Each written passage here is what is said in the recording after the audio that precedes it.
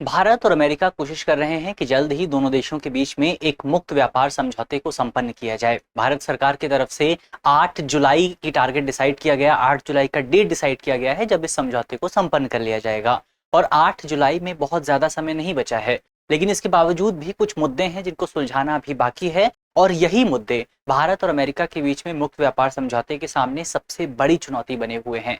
तो आज इस वीडियो में हम इन्हीं मुद्दों की बात करेंगे। इस पूरे विषय को लेकर के भारत का क्या दृष्टिकोण है, इस पूरे विषय को लेकर के अमेरिका का क्या दृष्टिकोण है, इन तमाम बिंदुओं पर हम चर्चा करने वाले हैं। तो वीडियो की करते हैं शुरुआत। मेरा नाम है अक्षय और आपका स्वागत है दृष्टि आईएएस चैनल की इस नई वीडियो में। सबसे पहले यहाँ पर वीडियो की शुरुआत करेंगे एक सवाल के साथ। तो आज का हमारा सवाल है कि निम्नलिखित में से किन देशों के साथ भारत का व्यापार अधिशेष नहीं है। नहीं पर आपको गौर करना है। हमारे ऑप्शन है, option A Bangladesh, option B America, option C China और ऑप्शन डी नेपाल। तो हमें बताना है कि इनमें से कितने देशों के साथ या कौन से देश के साथ भारत का व्यापार अधिशेष नहीं है। इसका सही जवाब आपको कमेंट बॉक्स में बताना है। जवाब आपको पता है तो बहुत अच्छी बात है, अगर आपको नहीं पता है तो इस पर थोड़ा सा रिसर्च कीजिए कि भारत जिन देशों के साथ व्यापार करता है, खासतौर पर भारत के पड़ोसी देश या भारत के बड़े देश जिन जिन देशों के साथ भारत व्यापार करता है, उनके साथ भारत के व्यापार की क्या स्थिति है। तो यहाँ पर आपको थोड़ा सा रिसर्च करना है। हम बढ़ते हैं आगे, बातचीत करते हैं सबसे पहले अपनी खबर के ऊपर। खबर हमारी क्या है? खबर हमारी यह है कि अमेरिका के राष्ट्रपति डोनाल्ड ट्रंप ने हाल ही में एक बयान दिया है। कार्यक्रम में हिस्सा लेते हुए उन्होंने एक बयान दिया, जिस बयान में उन्होंने कहा कि वो जल्द ही भारत के साथ एक बड़ा व्यापार समझौता करने वाले हैं। तो अमेरिका के राष्ट्रपति ने ये बयान तो दिया है कि वो बहुत बड़ा व्यापार समझौता करने वाले हैं। अमेरिका ये कोशिश कर रहा है कि इस समझौते के माध्यम से भारत का बाजार अमेरिकी कंपनियों के लिए खोला जाए और अमेरिकी कंपनियों को कम शुल्क पर प्रतिस्पर्धा का अवसर मिल सके। लेकिन यहाँ पर इस पूरे व्यापार समझौते में कुछ चुनौतियां मौजूद हैं, कुछ चैलेंजेस मौजूद हैं। जैसे भारत की तरफ से स्पष्ट तौर पर कृषि और डेयरी सेक्टर को अपनी रेड लाइन बताया गया है। रेड लाइन का मतलब यह है कि भारत चाहता है कि ये समझौता तो हो, लेकिन इस समझौते में भारत के एग्रीकल्चर सेक्टर को, भारत के डेयरी सेक्टर को बाहर रखा जाए, क्योंकि इसकी वजह से भारत को बहुत ज्यादा नुकसान हो सकता है। और इन्हीं दोनों मुद्दों को लेकर के भारत और अमेरिका के बीच में आपको विवाद देखने को मिल रहा है। हमारी वित्त मंत्री निर्मला सीतारमन की तरफ से साफ तौर पर यह कहा गया है कि भारत अमेरिका के साथ एक समान तौर पर व्यापार समझौते को संपन्न करेगा और ये पूरा ध्यान रखा जाएगा कि समझौते की वजह से भारत के किसानों को किसी भी चुनौती का सामना ना करना पड़े। तो ये कुछ बातें यहाँ पर खबर में मौजूद थी, जिन बातों को हमने देखा। अब खबर हमने देख ली है, खबर के बाद बढ़ते हैं अगले सेगमेंट पे। तो यहाँ पर बेसिकली आपका विवाद किन विषयों को लेकर के है।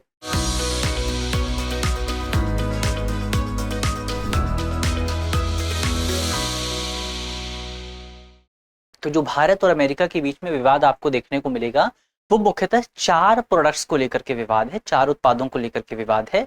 इसमें पहला विवाद आपका मक्के को लेकर के है, कॉर्न को लेकर के है। दूसरा विवाद एथेनॉल को लेकर के है। तीसरा विवाद का जो बिंदु है वो सोयाबीन है। और चौथा आपका डेयरी प्रोडक्ट्स हैं।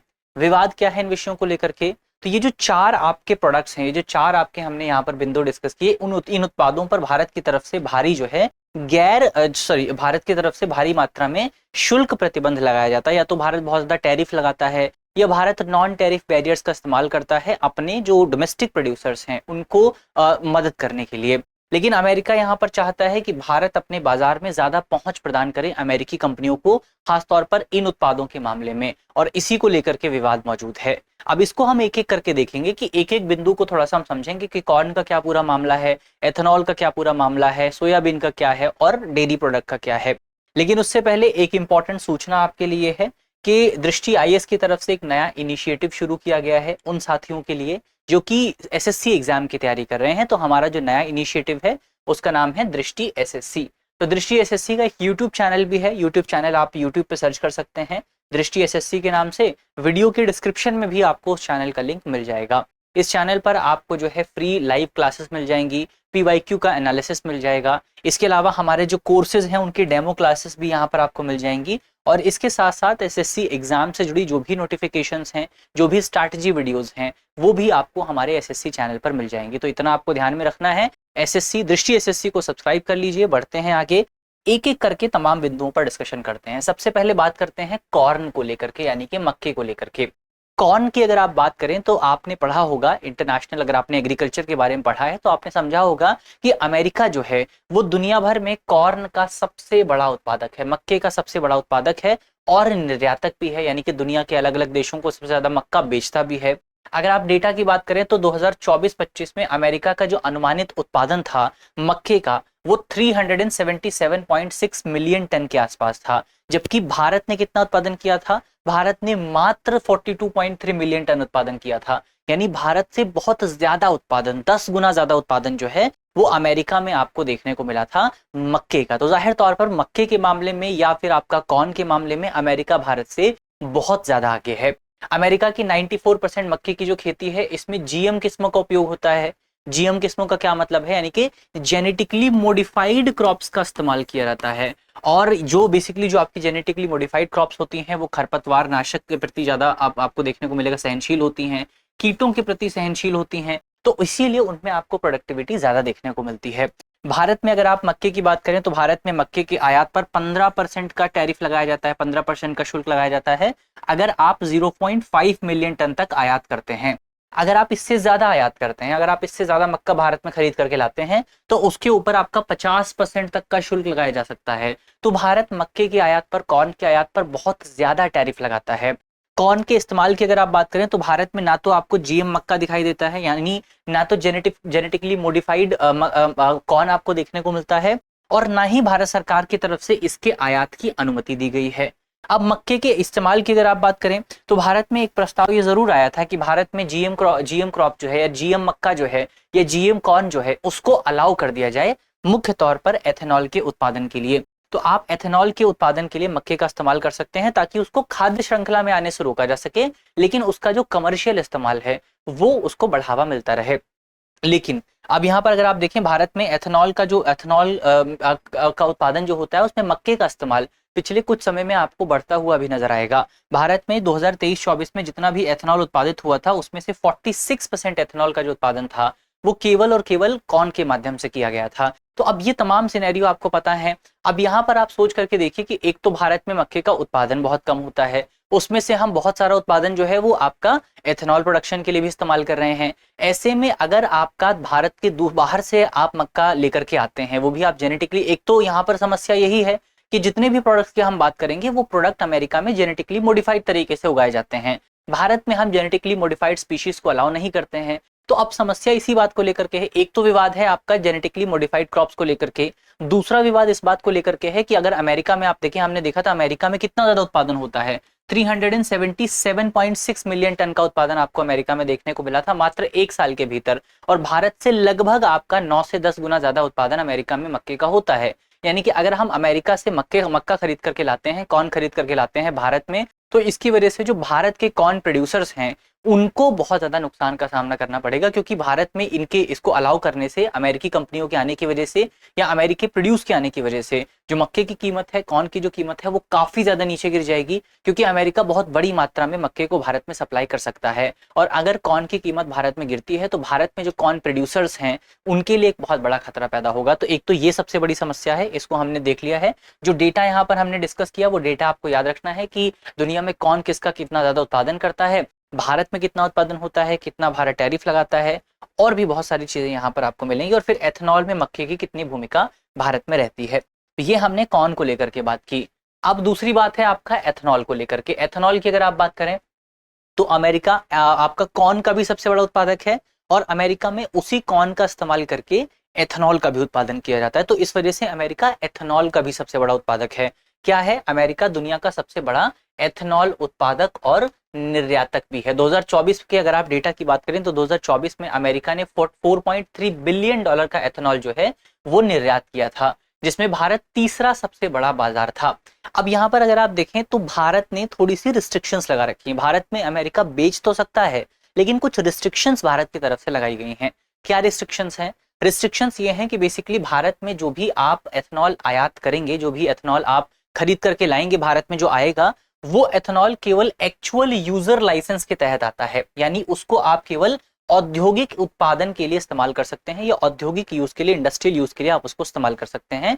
ऐसी शर्त भारत सरकार की तरफ से तय की गई है कि आप उसको केवल उद्योग यानी इंडस्ट्री के लिए इस्तेमाल करेंगे। भारत में एथेनॉल का उत्पादन जो है वो तेल में या आपका कृषि जो आपका भारत में जो है वो ईंधन मिश्रण के तौर पर एथेनॉल का इस्तेमाल नहीं किया जा सकता है। यानी कि आप अमेरिका से एथेनॉल खरीद करके लाएं और उस एथेनॉल को आप भारतीय तेल में मिक्स नहीं कर सकते, इसके लिए आप उसका इस्तेमाल नहीं कर सकते हैं। आप एक्चुअल यूजर हैं तो आप एथेनॉल का इस्तेमाल कर सकते हैं। तो ये चीज यहाँ पर शर्त जो है भारत सरकार की तरफ से डिसाइड की गई है। भारत में इसे घरेलू कृषि उत्पादों हेतु बाजार बनाने के माध्यम के रूप में देखा जाता है। यानी कि भारत में ऐसा नहीं है कि हम तेल में एथेनॉल की ब्लेंडिंग नहीं करते हैं, भारत का तो टारगेट ही है कि हम एथेनॉल की ब्लेंडिंग करेंगे तेल में। लेकिन जितनी भी एथेनॉल की ब्लेंडिंग की जाती है, ये जितना भी एथेनॉल मिलाया जाता है, वो एथेनॉल हम भारत के बाहर से नहीं लाते हैं, वो एथेनॉल हम भारत से ही लाते हैं। इसका पीछे का रीजन ये है, इसका रैशनल ये है कि बेसिकली जो भारत के प्रोड्यूसर्स हैं, जो भारत के किसान हैं, उनके प्रोड्यूस का इस्तेमाल करते हैं हम एथेनॉल बनाएं और फिर उसका इस्तेमाल करें हम ब्लेंडिंग करने के लिए, ताकि भारत के जो आपके जो कृषक हैं, भारत के जो किसान हैं, उनको यहाँ पर थोड़ी सी मदद मिल सके। अब यहाँ पर अमेरिका क्या चाहता है? अमेरिका ये चाहता है कि भारत एथेनॉल बाजार को पूरी तरीके से अमेरिका के लिए खोल दी, ताकि भारत में जो आपका जो एथेनॉल है उसका इस्तेमाल ईंधन में भी किया जा सके। अभी तक क्या है, उद्योग इस्तेमाल कर सकते हैं, इंडस्ट्रीज इस्तेमाल कर सकते हैं, लेकिन ईंधन में उसका इस्तेमाल नहीं किया जा सकता है। लेकिन अमेरिका चाहता है कि ईंधन में भी अलाउ किया जाए, ताकि अमेरिका का और ज्यादा एथेनॉल जो है, जो अमेरिका बहुत बड़ी लेवल पर उत्पादित करता है, और ज्यादा एथेनॉल भारत में सप्लाई किया जा सके। भारत की कुल अनुमानित एथेनॉल की खपत जो है 2025 में 11,350 मिलियन टन के आसपास है, जिसमें बेसिकली 9,650 मिलियन टन लीटर जो है वो ईंधन के रूप में इस्तेमाल होता है। यानी कि भारत में जितना भी आपकी डिमांड है एथेनॉल की, उसमें से अधिकांश हिस्सा आपका ईंधन के तौर पर इस्तेमाल होता है और बहुत कम जो है वो इंडस्ट्रियल यूज में इस्तेमाल किया जाता है। तो अब इसका मतलब ये है कि भारत ने अपनी जो पूरी एथेनॉल की मार्केट है उसका कुछ हिस्सा दूसरे देशों की कंपनियों के लिए खोला हुआ है, और बहुत बड़ा हिस्सा, यानी कि जो आपका 9 मिलियन टन लीटर का जो हिस्सा है, लगभग 9,630 मिलियन टन का जो पूरा मार्केट है, वो मार्केट भारत ने अपने देश की जो कंपनियां हैं उनके लिए बंद कर रखा है। लेकिन अमेरिका चाहता है कि भारत इसको भी अमेरिकी कंपनियों के लिए खोल दे। एथेनॉल आयात का विरोध मुख्य तौर पर इसलिए भी इंपॉर्टेंट है क्योंकि ये भारत के एथेनॉल मिश्रण कार्यक्रम के उद्देश्य को भी कमजोर करता है। तो भारत का जो आपका एथेनॉल ब्लेंडिंग प्रोग्राम है, उस प्रोग्राम में तय किया गया है कि हम जो एथेनॉल ब्लेंड करेंगे वो भारतीय किसानों से लिया जाएगा, जिससे उनकी भी मदद हो सके। लेकिन अगर हम अमेरिकी कंपनियों को अलाउ करते हैं तो इसकी वजह से अमेरिकी कंपनियों का तो फायदा होगा, भारत का प्रोग्राम भी हो सकता है सक्सेसफुल हो जाए, लेकिन भारत के किसान इस पूरे माध्यम में कहीं ना कहीं पीछे छूट जाएंगे। तो ये चीज यहाँ पर हमको पता होनी चाहिए। तो एथेनॉल के बारे में हमने देख लिया। सबसे पहले हमने क्या देखा? कॉर्न के बारे में, फिर एथेनॉल के बारे में। सोयाबीन के बारे में अगर आप बात करें, सोयाबीन जो है ये भी भारत और अमेरिका के बीच में ट्रेड जो आपका फ्री ट्रेड एग्रीमेंट है उसमें एक बहुत बड़ा इशू बना हुआ है। सोयाबीन के अगर आप मामले में देखें तो अमेरिका जो है दुनिया में सोयाबीन का दूसरा सबसे बड़ा उत्पादक है और दूसरा सबसे बड़ा निर्यातक देश भी है। अमेरिका और ब्राजील में लगभग पूरी तरीके से सोयाबीन खेती जो है वो जीएम क्रॉप्स पर आधारित है, या जीएम किस्मों पर आधारित है, जीएम वेराइटीज पर आधारित है। जेनेटिकली मॉडिफाइड किस्मों का इस्तेमाल किया जाता है। अमेरिका ब्राजील की औसत प्रति हेक्टेयर उपज जो है वो 3.4 से लेकर के 3.5 टन के आसपास है। जबकि अगर आप भारत की बात करें तो भारत में ये मात्र 0.9 टन के आसपास है। भारत जीएम सोयाबीन जो है उसको आयात करने की अनुमति देता है। भारत ये कहता है कि आप जीएम सोयाबीन को आयात कर सकते हैं, लेकिन उसको खाने के लिए आयात नहीं किया जाता है, बल्कि उसका इस्तेमाल जो है वो केवल आप पोल्ट्री फार्म में कर सकते हैं, यानी कि जो आपके मुर्गी पालन क्षेत्र है उसमें आप इस्तेमाल कर सकते हैं। आप जो है संपूर्ण सोयाबीन या डी ऑयल्ड केक का आयात नहीं कर सकते हैं भारत में, यानी कि ऐसे सोयाबीन का आयात नहीं कर सकते हैं जिसको खाने के लिए इस्तेमाल किया जाता हो। आप सोयाबीन का आयात कर सकते हैं केवल पोल्ट्री सेक्टर के लिए, यानी कि आपका जो मुर्गी पालन क्षेत्र है। भारत में सोयाबीन की अगर आप बात करें, भारत में सोयाबीन तकरीबन आपका 1.1 करोड़ हेक्टेयर क्षेत्र में उगाया जाता है, जिसमें प्रमुख राज्य जो हैं इसमें आपका मध्य प्रदेश है, महाराष्ट्र है और राजस्थान है। तो अब अगर भारत सरकार की तरफ से ये जीएम सोयाबीन क्रॉप जो है इसको अलाउ कर दिया जाता है, तो इसकी वजह से एक तो आपका वही मुद्दा है, जेनेटिकली मॉडिफाइड क्रॉप्स का मुद्दा है कि भारत में खाने के लिए अभी तक जेनेटिकली मॉडिफाइड क्रॉप, किसी भी जेनेटिकली मॉडिफाइड क्रॉप को अलाउ नहीं किया गया है। तो इसको अगर किया जाता है तो ये भारत के नियमों के खिलाफ होगा। और दूसरा मुद्दा ये है कि भारत में सोयाबीन का एक बहुत बड़ा बाजार है। भारत में सोयाबीन बहुत बड़े लेवल पर उगाया जाता है। बहुत बड़े किसान जो हैं वो सोयाबीन का उत्पादन करते हैं। और इसमें एक चीज ये भी निकल करके आती है कि भारत में सोयाबीन जो बिकता है वो मिनिमम सपोर्ट प्राइस से भी कम बिकता है, यानी कि सोयाबीन के बहुत कम दाम जो हैं वो भारतीय किसानों को प्राप्त हो पाते हैं। अब ऐसे में अगर आपका भारतीय किसानों के लिए अमेरिकी कंपनियां भी प्रतिस्पर्धा करने लगती हैं, भारतीय बाजार में अमेरिकी कंपनियों को भी अलाउ कर दिया जाता है, तो इसकी वजह से बेसिकली आपका ये जो प्राइस है ये और ज्यादा नीचे गिर जाएंगे और भारत में जो आपके किसान हैं, सोयाबीन उगाने वाले जो किसान हैं, उनको और ज्यादा नुकसान का सामना करना पड़ेगा। तो ये सोयाबीन को लेकर के हमने देखा। अब यहाँ पर बात करते हैं डेयरी सेक्टर को लेकर के, जो कि सबसे इंपॉर्टेंट विवाद का विषय बना हुआ है। अगर डेयरी सेक्टर की बात करें तो अमेरिका डेयरी सेक्टर में इतने बड़े लेवल पर उत्पादन नहीं करता है। दुनिया के कुछ बड़े डेयरी सेक्टर उत्पादक देशों की अगर आप बात करें तो न्यूजीलैंड इसमें आपको सबसे आगे नजर आएगा। न्यूजीलैंड हो गया, यूरोपीय संघ हो गया, यहाँ पर डेयरी का उत्पादन बहुत ज्यादा होता है। लेकिन इसके बावजूद भी अमेरिका में कुछ हद तक आपको डेयरी का उत्पादन देखने को मिलता है। अगर आप भारत की बात करें तो भारत में डेयरी उत्पादों पर बहुत ज्यादा शुल्क लगाया जाता है। कितना? तो जैसे एग्जाम्पल के तौर पर आपका चीज जो है, भारत सरकार की तरफ से चीज पर, जो कि मक्खन का एक स्वरूप होता है, चीज पर 30% का टैक्स लगाया जाता है, 30% का टैरिफ लगाया जाता है। मक्खन की अगर आप बात करें तो मक्खन पर आपका 40% का टैरिफ लगाया जाता है। मिल्क पाउडर जो है, भारत सरकार मिल्क पाउडर के निर्यात पर तकरीबन आपका 46% का तक का टैरिफ लगाती है। तो बहुत ज्यादा टैरिफ जो है भारत सरकार द्वारा लगाया जाता है। इन शुल्कों के चलते न्यूजीलैंड और ऑस्ट्रेलिया जैसे जो कम लागत वाले देश हैं, यहाँ से आपका आयात करना लगभग व्यवहारिक नहीं है, लगभग जो है आप इम्प्रैक्टिकल हो जाता है। इसके अलावा भारत सरकार जो आपका डेयरी प्रोडक्ट होती है उनके निर्यात पर एक शर्त और लगाती है। वो शर्त बेसिकली ये है कि जो भी डेयरी उत्पाद भारत में मंगाया जाएगा, यानी कि जो भी डेयरी उत्पाद भारत में डेयरी कंपनियां लाना चाहती हैं, उसके लिए अनिवार्य ये है कि ये उन जानवरों के दूध से बना हो जिन जानवरों को जानवरों के अंगों, रक्त, भोजन या फिर जो आपके उतक होते हैं, उतकों से बना किसी भी तरह का पदार्थ जो है उनको ना खिलाया गया हो। यानी कि आपका ऐसी गाय का दूध भारत में आप लेकर के आ सकते हैं जिस गाय को कभी भी मांस ना खिलाया गया हो, जिस गाय को कभी मीट ना खिलाया गया हो, या फिर दूसरे इस तरह के जो आपके नॉन वेजिटेरियन प्रोडक्ट्स हैं वो उसको ना खिलाए गए हों। या आप गाय के मामले में, भैंस के मामले में, या आप बकरी के मामले में कोई भी दूध अगर आप लाते हैं, कोई भी डेयरी प्रोडक्ट अगर आप लाते हैं, तो वो उस ही जानवर का होना चाहिए जिस जानवर को कभी भी आपका जानवरों का मांस या नॉन वेजिटेरियन चीजें नहीं खिलाई गई हों। अब ये भारत का एक नियम है, भारत का एक रूल है, लेकिन अमेरिका इस नियम का विरोध करता है। अमेरिका का कहना यह है कि ये नियम जो भारत सरकार की तरफ से बनाया गया है, ये नियम पूरी तरीके से आपका धार्मिक और सांस्कृतिक कारणों पर आधारित है और इसका कोई आपका लॉजिकल रीजन मौजूद नहीं है, ऐसा अमेरिका का कहना है।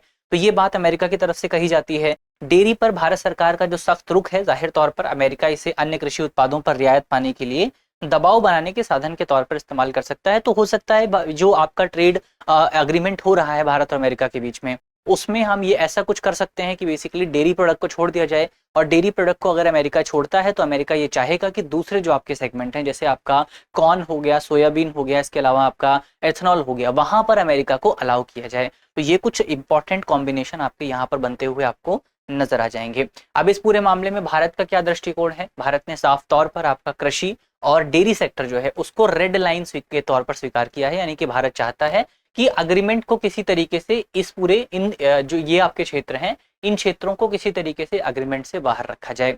जीएम फसलों के आयात पर बेसिकली आपका स्वास्थ्य, पर्यावरण और राजनीतिक जो प्रभाव है उसको लेकर के अभी तक बहुत ज्यादा रिसर्च भारत में नहीं की गई है। अभी इसको लेकर के बहुत अध्ययन भारत में नहीं किया गया है कि जिन जिन जेनेटिकली मॉडिफाइड क्रॉप्स को अमेरिका के एनवायरनमेंट के लिहाज से बनाया गया है, क्या वो क्रॉप्स भारत में भी उतना बेहतर परफॉर्मेंस दे पाएंगी, क्या उन क्रॉप्स का भारत में कोई नुकसान तो नहीं होगा। तो इसको लेकर भी हमें रिसर्च करने की जरूरत है। एथेनॉल कार्यक्रम को घरेलू कृषि उत्पादों के लिए बाजार बनाने का एक माध्यम भी भारत जो है बनाना चाहता है। और किसानों और ग्रामीण अर्थव्यवस्था पर इसको लेकर इसका जो असर हो सकता है उसको लेकर भी भारत सरकार काफी ज्यादा सतर्क है। तो ये हमने भारत के दृष्टिकोण की बात की। अमेरिका के दृष्टिकोण की अगर आप बात करें तो भारत में कम टैरिफ और बाधाओं के साथ अपने कृषि उत्पादों को प्रवेश अमेरिका चाहता है कि मिले। जीएम फसलों और एथेनॉल के लिए भारतीय बाजार को खोलने का दबाव भी अमेरिका की तरफ से बनाया जा रहा है। इसके अलावा डेयरी नियमों में ढील चाहता है अमेरिका। हमने देखा कि भारत सरकार की तरफ से डेयरी सेगमेंट के लिए किस तरह के रूल्स डिसाइड किए गए हैं, अमेरिका इनमें छूट चाहता है, क्योंकि अमेरिका का मानना है कि ये केवल आपका सांस्कृतिक मान्यताओं के आधार पर है और इसकी कोई जरूरत नहीं है। इसके साथ साथ अमेरिका ये भी चाहता है कि बेसिकली आपका जो भारत और अमेरिका के बीच में व्यापार असंतुलन बना हुआ है, जिसमें अमेरिका को भारत के साथ व्यापार करने में नुकसान होता है, उस नुकसान को कुछ हद तक कम किया जा सके। तो ये अमेरिका का दृष्टिकोण है। अब यहाँ पर अंत में आपका आगे की राह क्या हो सकती है, तो जाहिर तौर पर जो पूरी वार्ता है काफी आपकी संवेदनशील है, काफी जटिल वार्ता है, कॉम्प्लेक्स वार्ता है। दोनों देश अपनी अपनी अलग अलग मांग जो है वो लेकर यहाँ पर बैठे हुए हैं। दोनों देशों को राजनीतिक, आर्थिक और सामाजिक कारकों का ध्यान में रखते हुए सभी मुद्दों को हल करना होगा। भारत के लिए सबसे बड़ी चुनौती यह है कि कृषि और किसानों की सुरक्षा सुनिश्चित करते हुए व्यापार समझौते को कैसे आगे बढ़ाया जाए। और अमेरिका को बेसिकली अमेरिका के लिए सबसे इंपॉर्टेंट पॉइंट है वो यही है कि कैसे भारत के साथ अपने व्यापार घाटे को कम किया जाए। तो ये कुछ इंपॉर्टेंट बातें यहाँ पर हमको याद रखनी है। 9 जुलाई की डेट काफी इंपॉर्टेंट है, क्योंकि 9 जुलाई को अमेरिका की तरफ से वापस से जो आपका टैरिफ है वो लागू कर दिया जाएगा, जिसमें 26 से 27% टैरिफ आपका भारत पर लागू होगा। और 8 जुलाई की जो तारीख है उसको तय किया गया है इस अग्रीमेंट को अंतिम रूप देने के लिए। तो ये तारीखें आपको यहाँ पर याद रखनी है। देखना है कि इन तारीखों को क्या हमारे जो आपके तमाम नेगोशिएटर्स हैं वो इसको अचीव कर पाते हैं या नहीं कर पाते हैं। अंत में वापस आते हैं अपने सवाल पर। सवाल का जवाब आपको कमेंट बॉक्स में जल्दी से बताना है कि निम्नलिखित में से किन देशों के साथ भारत का व्यापार अधिशेष नहीं है। तो इसका जवाब आपको कमेंट बॉक्स में जल्दी से बताना है। और मुझे उम्मीद है कि वीडियो आपको पसंद आई होगी। वीडियो यदि आपको अच्छी लगी है तो वीडियो को लाइक कीजिएगा, शेयर कीजिएगा अपने दोस्तों के साथ, अपने साथियों के साथ। मिलते हैं आपसे अगली वीडियो में, तब तक के लिए अपना ख्याल रखिए, ध्यान रखिए, पढ़ते रहिए। धन्यवाद। डियर व्यूअर्स, अपने एग्जाम की तैयारी को और बेहतर करने के लिए हमारे चैनल को लाइक, शेयर और सब्सक्राइब करना न भूलें।